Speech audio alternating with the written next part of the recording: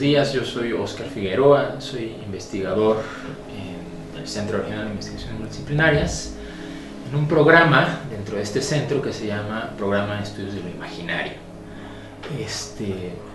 Dentro de este programa yo desarrollo un proyecto de investigación dedicado casi de manera exclusiva a la antigua tradición de la India.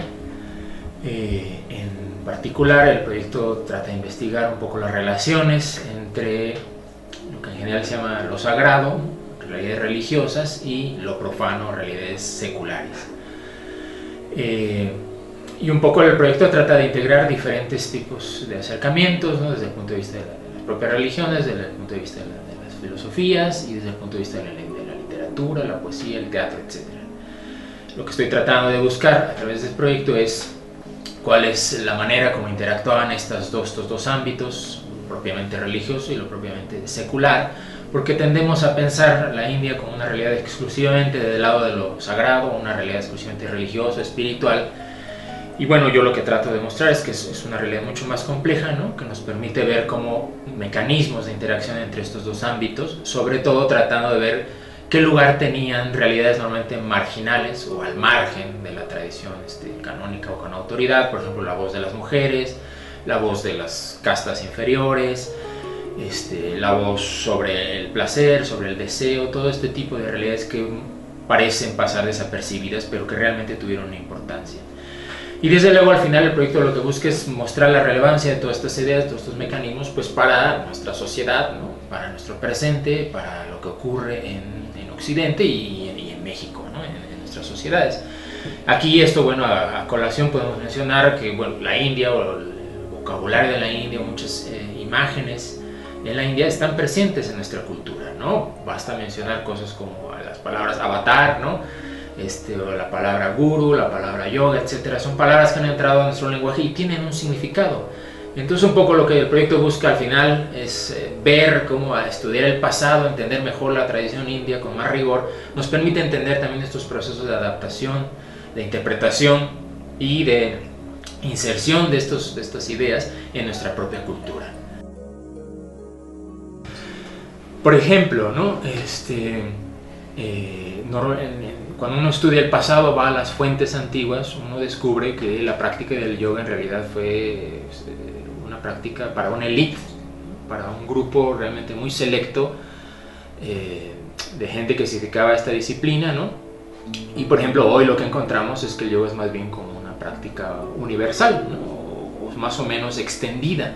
Entonces, por ejemplo, este es uno de los grandes cambios que pueden afectar nuestra percepción del pasado, o sea, pensar que siempre fue así, y la verdad es que no fue así, ¿no?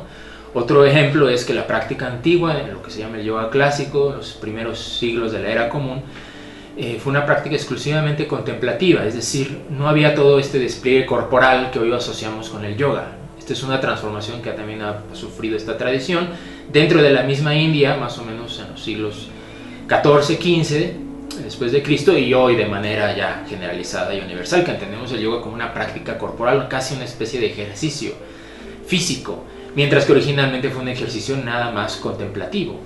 Entonces, bueno, estos son como dos grandes ejemplos de estos procesos de transformación, de adaptación y de reinterpretación de una tradición, ¿no? Desde luego, este proceso de adaptación e interpretación en nuestras sociedades, o en nuestro caso aquí en nuestra cultura en México, responde o tiene un antecedente en el propio proceso de adaptación e interpretación en la India misma. Entonces esto hace mucho más complejo, ¿no? El estudio, porque la India misma nos comunica, ¿no? Ya una versión, digamos, destilada o apropiada para el presente. A propósito de esto, uno puede mencionar, ¿no? Los viajes que uno hace a la India, etcétera, o los que yo he hecho, y uno puede observar, ¿no? De manera muy directa, de manera muy nítida, pues las continuidades y discontinuidades que hay entre el pasado y el presente, ¿no? La India trata de mostrar una imagen de sí misma, ¿no? Que de algún modo convenga a Occidente, y en ese proceso ha rearticulado y ha defendido unas ideas distintas de lo que el yoga históricamente era. Es luego esta imagen, ¿no? Recreada en el presente la que nos llega a nosotros. Entonces esto hace mucho más complejo el proceso de análisis, ¿no? De detectar qué ideas son antiguas, ¿no? Qué ideas son realmente modernas, qué ideas más bien están tratando de presentar una imagen desde la India hacia Occidente, etc.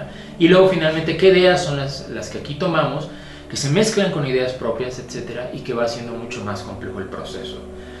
Tan complejo, por poner un ejemplo, que hoy, por ejemplo, existe un movimiento en la India que trata de defender el yoga, o que se le otorga al yoga una denominación de origen, ¿no? Como un producto propio, ante la sensación que tienen de que el yoga ya no es ni siquiera indio, sino que es más bien un fenómeno universal, ¿no? Que forma parte de la sociedad contemporánea, ¿no? Entonces, por ejemplo, este tipo de situaciones, circunstancias, son las que al final este tipo de proyectos tratan también de comprender, ¿no? Y de ofrecer algunos pautos para un acercamiento más profundo.